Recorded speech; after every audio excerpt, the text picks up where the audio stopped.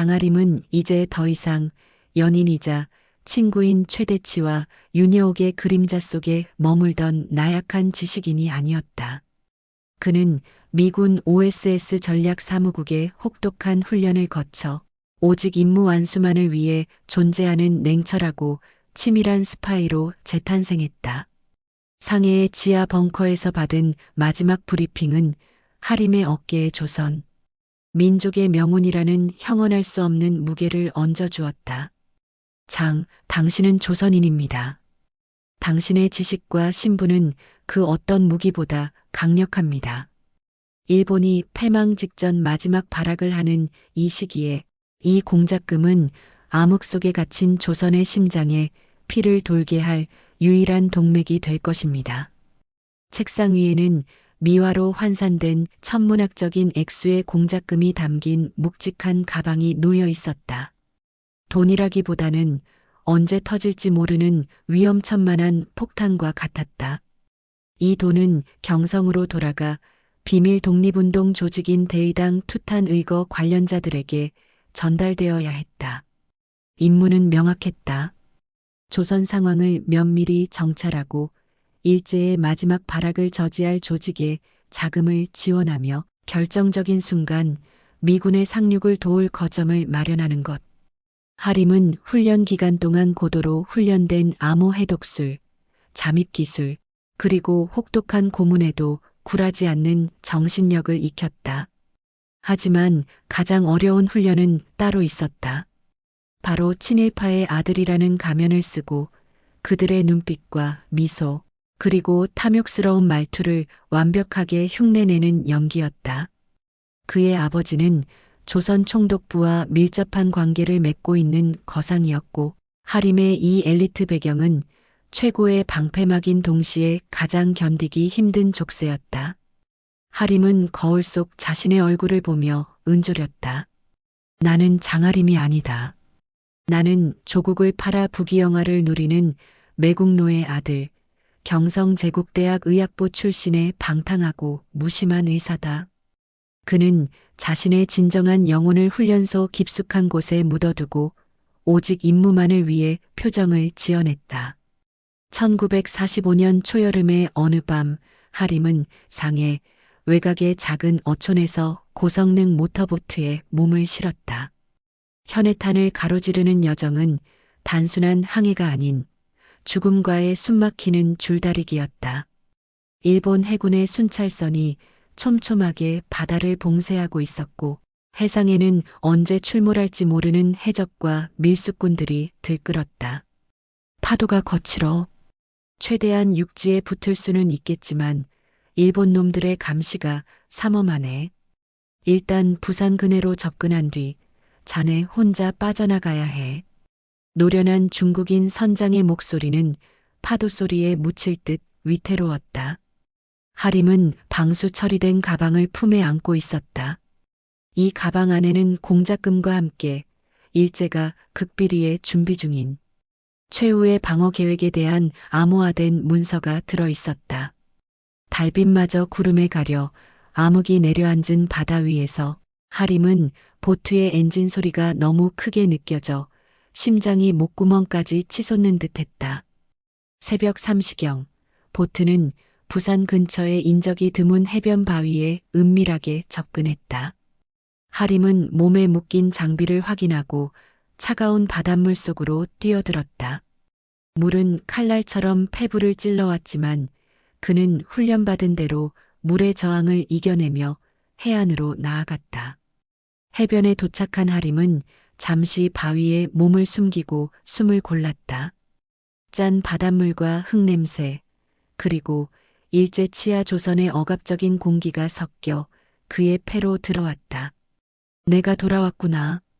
하지만 돌아와서는 안 될 모습으로.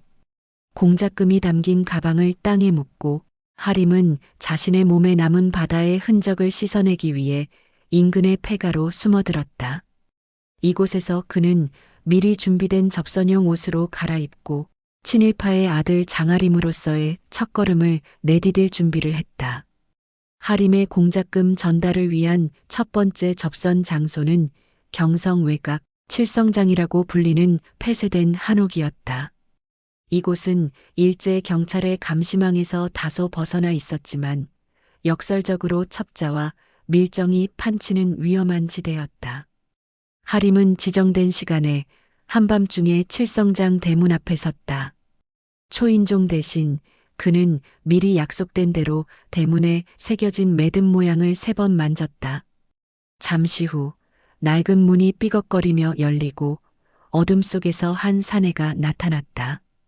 그의 얼굴은 어둠에 가려 보이지 않았지만 그가 내뿜는 지친 기색과 강한 의지는 하림에게 낯설지 않았다. 아모. 사내가 쉰 목소리로 물었다. 여명의 눈동자는 핏빛으로 떠오른다. 하림이 나지막이 대답했다. 그 눈동자는 반드시 새로운 아침을 보리라. 사내가 완벽하게 암호를 이어받았다. 접선책은 하림의 예상과는 달리 김정혜가 아니었다. 그는 중년의 남성이었으며 독립운동 조직 내에서 하림의 신분을 보증하고 공작금을 배분할 책임을 맡은 고위 인물이었다. 두 사람은 텅 빈 사랑채로 들어갔다. 하림은 땀으로 축축해진 가방을 조심스럽게 내려놓았다. 공작금과 암호 문서입니다. 접선책은 가방을 열어 현찰을 확인한 뒤 이내 닫고는 하림을 뚫어지라 쳐다보았다. 장 선생의 희생과 용기에 깊이 감사드립니다. 이 돈은 단순한 자금이 아닙니다. 부민관 투탄 의거를 포함하여 일제의 심장에 박힐 몇 개의 쐐기가 될 것입니다. 그는 하림에게 경고를 덧붙였다. 하지만 명심하십시오. 경성에는 장 선생의 정체를 냄새 맡으려는 늑대들이 우글거립니다. 특히 총독부 경무국 소속의 스즈키 형사는 귀신같이 독립운동가를 잡아내는 사냥개입니다. 당신의 의사 신분과 친일파의 아들이라는 방패가 완벽해야 합니다. 작은 틈이라도 보이면 당신뿐만 아니라 이 돈의 경로를 따라 우리 조직 전체가 위험에 빠집니다. 하림은 고개를 끄덕였다. 그는 공작금의 무게가 곧 자신이 짊어져야 할 조직원들의 생명임을 깨달았다. 거래는 순식간에 끝났다. 하림은 접선책이 떠나는 뒷모습을 보며 자신은 이제 가장 외로운 길을 걷게 되었음을 실감했다. 공작금 전달을 마쳤지만 하림의 임무는 이제부터 시작이었다. 그는 경성으로 돌아와 자신의 위장을 완성해야 했다. 장하림의 본가는 경성에서도 손꼽히는 부촌의 위치에 있었다. 대문 앞을 지키는 하인들과 고급 승용차, 정원수는 그가 밖에서 겪은 생사의 경계와는 완전히 분리된 위선의 세계였다. 하림은 집으로 들어서는 순간 수년간의 훈련으로 다져진 냉정한 이성이 흔들리는 것을 느꼈다. 도련님, 이제 오셨습니까? 사모님께서 얼마나 기다리셨는지 하인들이 반갑게 맞이했지만 그들의 눈빛에는 귀국한 아들에 대한 진정한 환영보다는 재산을 물려받을 상속자에 대한 복종이 서려 있었다. 어머니는 하림을 보자마자 눈물을 글썽이며 그를 안았다. 내 아비가 널 얼마나 자랑스러워하는지 아느냐. 미제국에서 의술을 더 배우고 돌아왔으니 이제 총독부 병원에서 너를 데려가려 난리다. 어머니의 이 말은 하림에게 완벽한 위장 신분이 되었지만 동시에 지독한 모순이었다. 하림은 이 모든 부와 특권이 민족을 배반한 대가임을 알았기에 숨이 막힐 지경이었다. 하림은 즉시 경성제국대학 부속 병원의 촉탁 의사로 자리를 잡았다. 그의 의사 신분은 단순히 직업이 아니었다. 정보를 수집하고 독립운동가를 치료하며 위험한 상황을 모면하는 만능 열쇠였다. 그는 수술 도구 속에 소형 카메라와 암호 해독 장치를 숨겼고 고가의 의료용품을 수입하는 과정에서 비밀리에 독립운동 조직에 필요한 물품을 공급했다. 하림이 경성 생활을 시작한 지 얼마 되지 않아 그는 곧바로 일제의 감시망에 포착되었다. 바로 스즈키였다. 스즈키는 경무국 소속의 베테랑 형사로 독립운동가들에게는 저승사자와 같은 존재였다. 그는 하림의 귀국 소식과 부친의 친일 행적, 그리고 미군정 지역에서 훈련을 받았다는 사실에 묘한 의심을 품고 있었다. 어느 날 저녁 하림은 아버지의 소개로 총독부 고위 관리들과의 연회에 참석했다. 스즈키 역시 그 자리에 있었다. 스즈키는 연회 내내 하림을 주시하며 교묘하게 대화를 유도했다. 장 의사는 미쿡에서 오셨는데 그곳의 정세에 대해 아는 바가 많으시겠지? 특별히 조선 독립을 외치는 무레배들의 동향에 대해 들어보신 것은 없소? 스즈키의 눈빛은 마치 하림의 영혼을 꿰뚫어 보려는 듯 날카로웠다. 하림은 훈련받은 대로 능숙하게 대처했다. 그는 고급 위스키를 마시며 여유로운 미소를 지었다. 형사님, 저는 정치에는 관심이 없습니다. 오직 의술에만 관심이 있을 뿐입니다. 미제국에서는 그런 정치적 무례배보다는 훌륭한 의학 기술만이 관심사더군요.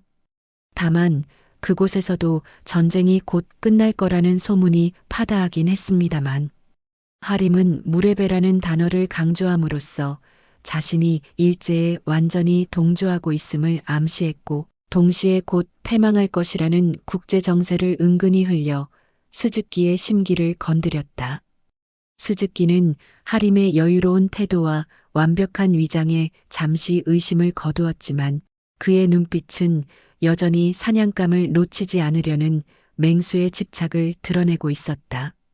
하림은 연회장을 빠져나와 차가운 밤 공기를 마셨다. 그는 방금 삶과 죽음이 걸린 연기를 완벽하게 해냈지만 가짜 웃음 뒤에 숨겨야 했던 양심의 고통은 견디기 힘들었다. 공작금은 안전하게 숨겨졌고 위장 신분은 확고해졌지만 하림은 이 지독한 이중생활 속에서 자신의 영혼이 얼마나 오랫동안 버틸 수 있을지 두려워하기 시작했다. 그는 이 공작금을 성공적으로 전달하고 조국 독립을 쟁취하는 것만이 친일파의 아들이라는 굴레와 스파이로서의 위선으로부터 자신을 구원할 유일한 길임을 알고 있었다. 1945년 늦봄 경성 종로통에 위치한 최고급 요정. 국일관은 일제 패망 직전의 혼란 속에서도 호화로운 퇴폐의 향연을 이어가고 있었다. 이곳은 조선 총독부의 고위 관료, 일본군 장성, 그리고 그들의 비위를 맞추며 막대한 부를 축적한 조선인 거상 및 친일파들이 비밀리에 모여드는 권력과 정보의 중심지였다. 이 국일관의 상석을 지키는 기생이 바로 김정혜였다. 그녀는 고전적인 미모와 서양식 교양을 겸비하여 단순히 수를 따르는 기생을 넘어 친일파들의 귀부인 역할을 했다. 그녀의 방에 들어서기 위해서는 총독부 경무국장의 추천이 필요하다는 소문이 돌 정도였다. 겉으로 김정혜는 술에 취한 권력자들의 시시콜콜한 농담에 웃어주고 그들의 탐욕과 욕망을 능숙하게 다루는 완벽한 접대부였다. 그러나 화려한 한복과 웃음 뒤에 가려진 그녀의 눈빛은 언제나 차갑고 날카로웠다. 그녀의 진짜 임무는 친일파들의 술주정 속에서 나오는 기밀 정보를 수집하고 독립운동 조직에 전달하는 가장 위험한 정보원이었다. 그녀는 술잔에 비친 친일파들의 얼굴을 보며 속으로 복수의 칼을 갈았다. 장하림은 공작금을 전달한 후 일주일간 자신의 병원 생활과 친일파 아들로서의 역할을 완벽하게 수행하며 일제의 감시망을 속였다. 그가 김정혜와 접선할 신호는 예상치 못한 곳에서 왔다. 어느 날 저녁 병원 숙직실로 걸려온 전화. 여보세요. 경성병원 장하림 의사입니다. 옥랑각의 난초가 시들었습니다. 약재가 필요합니다. 낯선 남자의 목소리였으나 하림이 미리 약속받았던 비밀 암호였다. 옥랑각은 국일관 내에서도 김정혜가 가장 자주 사용하는 방 이름이었으며 난초가 시들었다는 것은 긴급한 자금과 정보가 필요하다는 신호였다.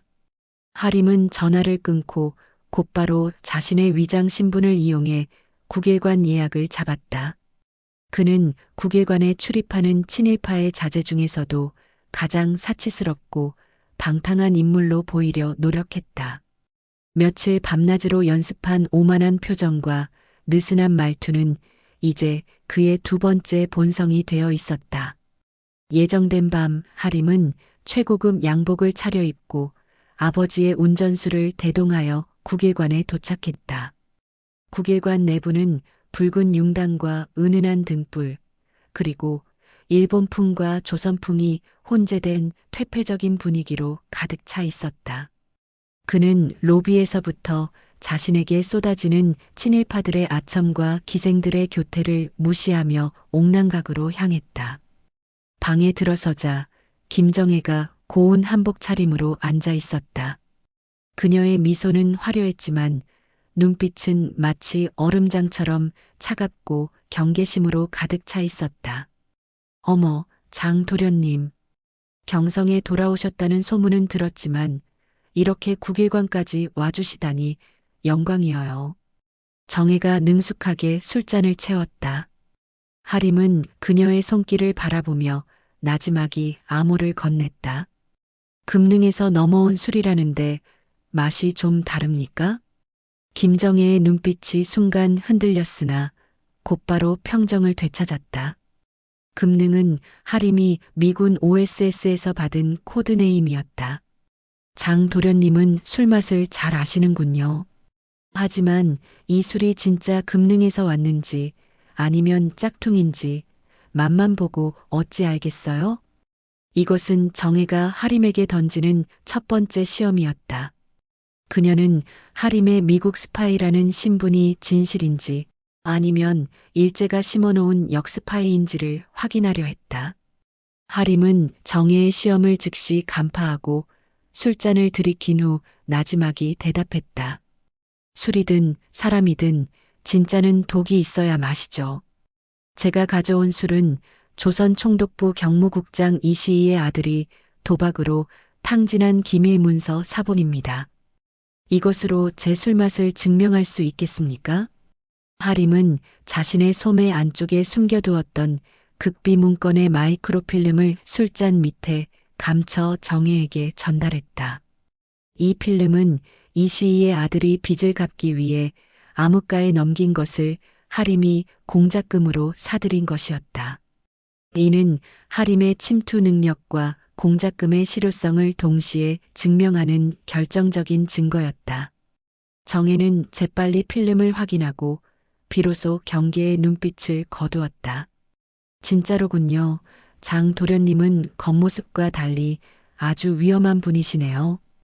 그녀의 목소리에 처음으로 진심과 안도감이 섞여 나왔다. 이후 두 사람은 술과 농담이 오가는 척하면서 핵심 정보를 교환했다. 대의당이 부민관에서 아세아 민족 분격 대회를 열어 친일 행사를 대대적으로 선전할 계획이며 이 행사에 총독부의 최고위 인사들이 대거 참석한다는 사실. 그리고 이 행사 정보를 이용하여 대규모 의거를 계획 중인 독립 조직의 존재. 공작금 중 절반을 김정혜 조직에 전달하여 의거 자금으로 사용하도록 지원하고 나머지 절반은 장기적인 정보망 구축에 사용하겠다는 계획. 또한 하림이 총독부 병원에 침투하여 부상당한 독립운동가들을 비밀리에 치료할 수 있는 루트 확보. 공작금 전달 과정은 국일관 내에서도 가장 치밀한 위장극이었다. 정혜는 하림에게 아버지의 생신 선물이라며 최고급 자수 병풍을 하림에게 보여주었다. 하림은 능숙하게 그 병풍을 칭찬하며 그 병풍의 이중 구조 속에 미와 달러 다발을 숨겨 넣었다. 이 병풍은 제 안목으로는 천금을 주고도 아깝지 않을 예술품이군요. 하림이 병풍에 숨겨진 경첩을 만지며 말했다. 장 도련님의 눈썰미가 보통이 아니세요. 이 병풍이 저희 국일관의 기둥이나 다름없죠.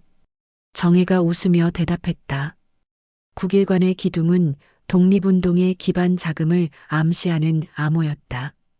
이 순간 방 밖에서 왁자지껄한 소리가 들려왔다.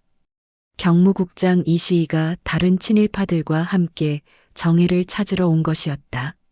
정혜는 순간적으로 당황했으나 이내 하림에게 방탕한 아들의 방자한 태도를 연기하라고 눈짓했다. 이런, 경무국장님께서 오셨네. 장도련님, 잠시 자리를 피해 주셔야겠어요. 저분들은 술에 취하면 꽤나 시끄러우시니. 하림은 일부러 취한 척 비틀거리며 방을 나섰다. 복도에서 이시희 국장과 마주쳤을 때 하림은 오만한 청년의 모습으로 허리를 숙이는 척만 하고 지나쳤다. 오, 장도련. 젊은 친구가 벌써부터 정혜 같은 고급 기생과 놀다니 부친이 퍽이나 자랑스러워 하시겠군. 이시희가 조롱 섞인 웃음을 날렸다.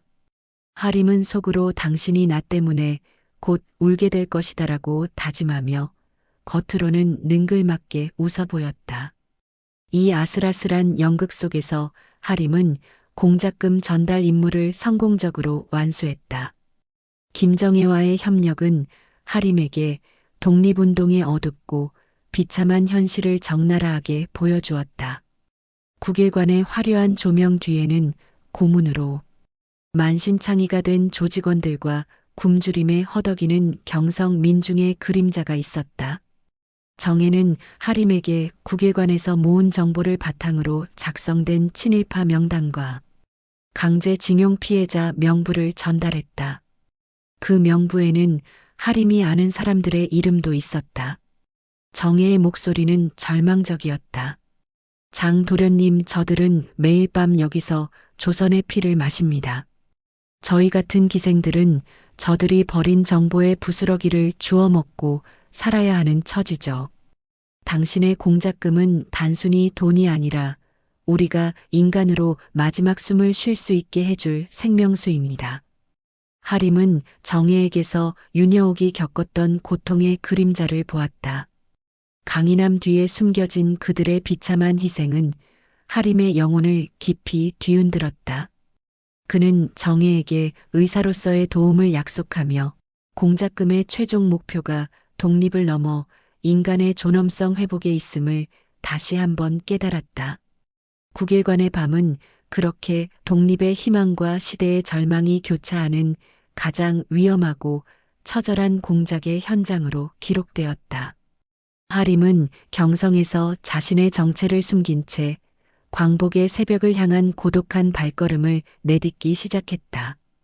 공작금 전달 임무를 완수한 장하림은 이제 친일파 거상 장경림의 방탕한 의사 아들이라는 완벽한 가면을 쓰고 경성 사교계의 모습을 드러냈다. 그의 주요 활동 무대는 바로 대의당의 그림자 아래였다. 대의당은 일제 말기 내선 일체와 대동아 공영권을 선전하며 조선 민중을 태평양 전쟁의 총알바지로 동원하기 위해 조직된 가장 악랄한 친일 정치 단체였다. 그들의 건물은 화려했고 로비에는 조선 총독부의 고위 관리들과 일본군 장성들의 축전이 절비했다. 하림에게 대의당은 자신의 모든 양심과 신념을 파괴해야만 들어갈 수 있는 지옥의 문이었다. 그는 매번 대의당 행사에 참석할 때마다 훈련으로 다져진 이성과는 별개로 구토를 참아야 했다. 대의당 당수 박충금은 하림의 아버지와 사업상 긴밀한 관계였기에 하림은 자연스럽게 당의 핵심 인물들에게 접근할 수 있었다. 오, 장 의사. 미국물을 먹더니 아주 세련되졌어. 곧 조선의 미래는 우리 대의당이 짊어질 것이네. 조선 민족이 이 천황 폐하의 성전에 기여하는 것이야말로 진정한 대의 아닌가. 박충금은 기름진 웃음을 흘리며 하림의 어깨를 두드렸다. 하림은 미소를 지었지만 속으로는 박충금이 내뱉는 대의라는 단어에 침을 뱉고 싶었다. 그들의 대의는 민족을 배반하고 사익을 취하는 탐욕 그 이상도 이하도 아니었다. 하림은 겉으로는 당의 강령을 칭찬하며 의술로 황군을 돕겠다는 위선적인 말을 늘어놓았고, 이 덕분에 그는 가장 중요한 내부 정보를 들을 수 있는 위치에 서게 되었다.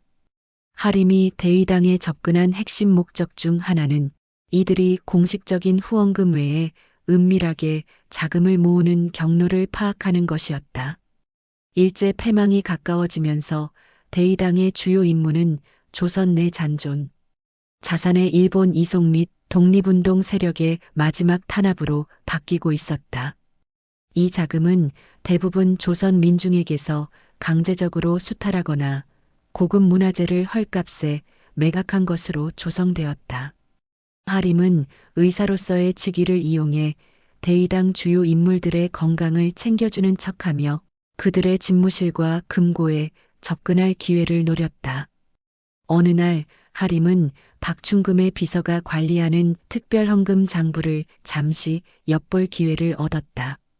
장부에는 총독부로부터 비공식적으로 흘러나온 거액의 자금 흐름과 조선 내 주요 독립운동가들의 재산, 압류 및 처분 계획이 상세히 적혀 있었다.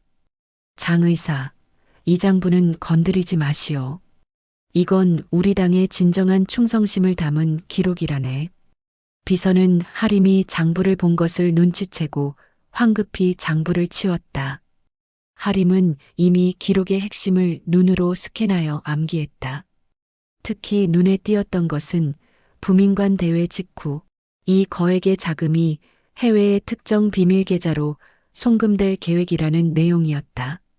하림은 이 돈이 일본 고위층의 전후 도피 자금임을 직감하고 이 송금을 저지하는 것을 자신의 새로운 임무로 설정했다.